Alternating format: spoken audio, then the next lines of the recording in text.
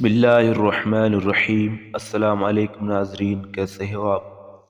ناظرین، حضرت امام ابو حامد غزالی رحمۃ اللہ علیہ نے احیاء العلوم کے اندر نقل فرمایا ہے کہ تم اپنے گھر کی عمارت کو اتنی اونچی نہ کرو جس سے پڑوسی کا گھر ڈھک جائے اور اس کے گھر میں ہوا پہنچنے سے رکاوٹ بن جائے۔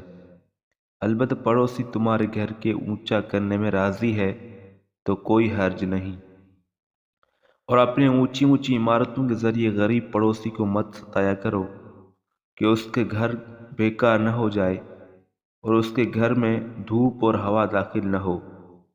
اور جب تم بازار سے پھل فروٹ خرید کر لاؤ تو پڑوسی کے یہاں بھی اس میں سے بھیج دو، ورنہ اس کو اپنے گھر میں خفیہ طور پر داخل کر لو اور تمہارے بچے پھل لے کر باہر نہ نکلیں۔ اس سے پڑوسی کے بچے قبیدہ خاطر ہوں اور اپنے پکی ہوئی ہانڈی سے اور اپنے پکوان کی خوشبو سے پڑوسی کو مت ستاؤ۔ ہاں، البتہ پڑوسی کے یہاں اس میں سے کچھ بھیجنے کا ارادہ ہے تو کوئی حرج نہیں۔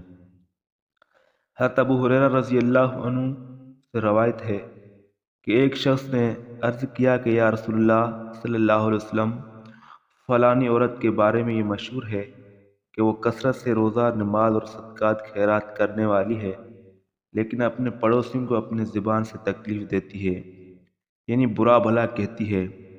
رسول اللہ صلی اللہ علیہ وسلم نے فرمایا وہ دوزخ میں ہے۔ تو ویڈیو پسند ہے، ویڈیو کو لائک کرو، شیئر کرو۔ اللہ